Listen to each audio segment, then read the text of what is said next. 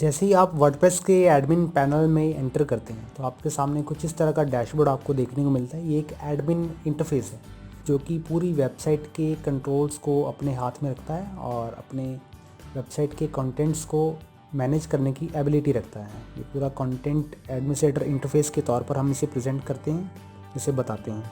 तो जब आप वर्डप्रेस के इस डैशबोर्ड पैनल को ओपन करते हैं तो आपके सामने सबसे पहला मैसेज वेलकम टू वर्डप्रेस के नाम से रहता है और कुछ कस्टमाइज लिंक्स यहाँ पर आपके पास अवेलेबल हैं क्विक लिंक्स के नाम से। इस ग्रीटिंग मैसेजेस के नीचे कुछ क्विक लिंक्स हैं, जैसे कस्टमाइज अगर आप साइट को करना चाहते हैं तो उस बटन के थ्रू, और भी ऐसे काफ़ी सारे quick links, add pages, add post, viewer site और ऐसे अलग अलग तरह के लिंक्स को आप इस ग्रीटिंग मैसेज के अंदर देख पाएंगे। अगर आप इस ग्रीटिंग मैसेज को नहीं देखना चाहते तो उसके लिए आपको इस डिसमिस बटन पर क्लोज करना होगा। और ऐसे काफ़ी सारे ऐसे टैब्स हैं, ऐसे ऑप्शंस हैं जिन्हें आप अगर कोलैप्स करना चाहें तो कोलैप्स कर सकते हैं, डिलीट करना चाहें, डिसमिस करना चाहते हैं तो आप यहाँ से कर सकते हैं। अगर इन आइटम्स को आप अपने अकॉर्डिंगली ऑर्गेनाइज करना चाहते हैं, जैसे कि एट अ ग्लैंस, यानी कि आपको number of post, number of comments और नंबर ऑफ पेजेस को सबसे ऊपर देखना चाहते हैं तो उसके लिए आपको सिंपली ऐसे ड्रैग करना होगा टॉप की तरफ। यहाँ इसे मैं इसे डिसमिस करता हूँ और इसे मैं राइट लेफ़्ट कहीं भी मैनेज कर सकता हूँ, क्योंकि वो ग्रीटिंग मैसेज था इसलिए मुझे एडिटिंग की परमिशन नहीं दे रहा था, ड्रैगिंग की परमिशन नहीं दे रहा था। मैं यहाँ से सिंपली ड्रैग एंड ड्रॉप कर सकता हूँ। और अगर आपको कंटेंट बनाने के लिए कुछ स्पेस चाहिए तो आप उसे कोलैप्स भी कर सकते हैं कुछ इस तरह से। और यहाँ पर टॉप पर आप देख रहे हैं कि स्क्रीन ऑप्शंस नाम से एक टैब मेरे पास अवेलेबल है। अगर मैं इसे क्लिक करता हूँ तो मैं स्क्रीन पर जो जो देखना चाहता हूँ उस पर चेक मार्क कर सकता हूँ। अगर मैं एट ए ग्लैंस के इस बॉक्स को नहीं देखना चाहता तो मुझे इसे अनचेक कर देना है और ग्रीटिंग मैसेज को देखने के लिए वेलकम के इस चेक मार्क को ऑन कर देना है। तो कुछ इस तरह से आप अपनी वर्डप्रेस वेबसाइट को होम एडमिन सेक्शन को मैनेज कर पाएंगे, चेंज कर पाएंगे। मैं इनमें से सभी को विजिबल कर देता हूँ।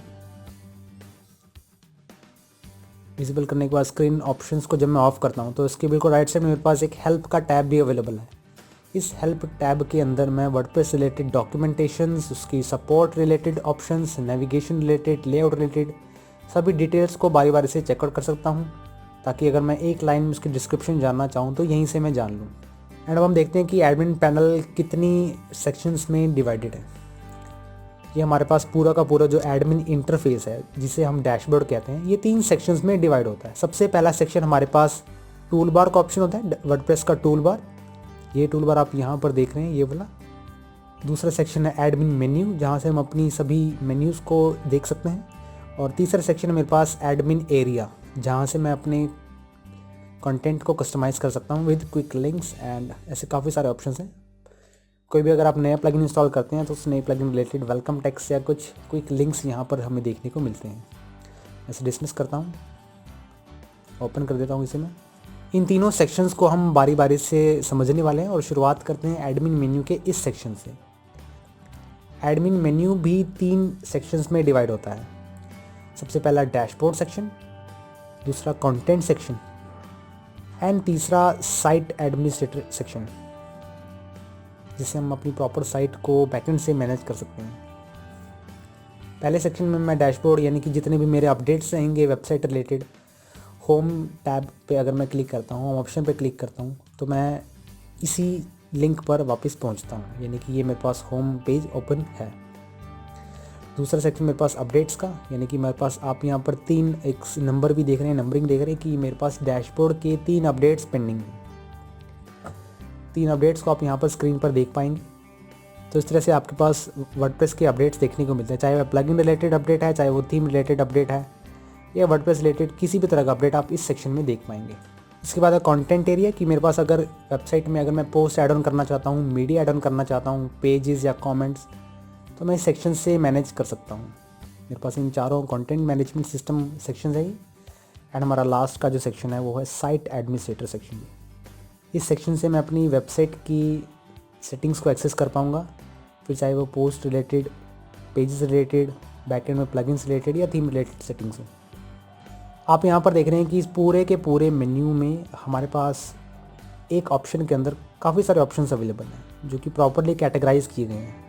यानी कि अगर आप कोई भी पोस्ट रिलेटेड सेक्शन है तो आप पोस्ट में देख पाएंगे, जिसमें आप सभी पोस्ट, नई पोस्ट ऐड कैसे करें, कैटेगरीज और टैग्स देख पाएंगे। इस तरह से मीडिया एलिमेंट्स अगर नहीं ऐड करना चाहते हैं तो उसमें 2 ऑप्शंस हैं, पेजेस अगर सभी देखना चाहते हैं और ऐड न्यू अगर नया ऐड करना चाहते हैं तो उसके लिए मेरे पास मेन्यूज़ के अंदर सब मेन्यूज़ में सभी आइटम्स अवेलेबल हैं। अगर आप वर्डप्रेस में काम कर रहे हैं और आपको इस इंटरफेस में कुछ स्पेस की रिक्वायरमेंट है, अपना स्पेस बढ़ाना चाहते हैं, तो उसके लिए आपको कोलैप्स मेन्यू पर क्लिक करना है और आपका स्पेस कुछ इस तरह से इंक्रीज़ हो जाएगा। स्पेस को और भी ज़्यादा इंक्रीज़ करने के लिए आप किसी भी ब्राउज़र में अगर वर्क कर रहे हैं तो आप अपनी कीबोर्ड पर F11 की प्रेस करें, तो आप बॉटम से और टॉप से जो टैब्स हैं उन्हें नहीं देख पाएंगे, और इस पूरी की पूरी विंडो को एग्जिट करने के लिए इस क्रॉस बटन पर क्लिक करें। तो ये थे मेरे पास कुछ सेक्शंस, मैं इसे वापस ओपन करता हूँ। कुछ सेक्शंस जो कि ये डिफाइन करते हैं कि एडमिनिस्ट्रेटर कितने पार्ट्स में डिवाइडेड है, और फ्यूचर के लेक्चर्स में हम ये देखने वाले हैं कि हम किस तरह से वर्डप्रेस को और उसके सेक्शंस को डीपली डिटेल में जान पाते हैं।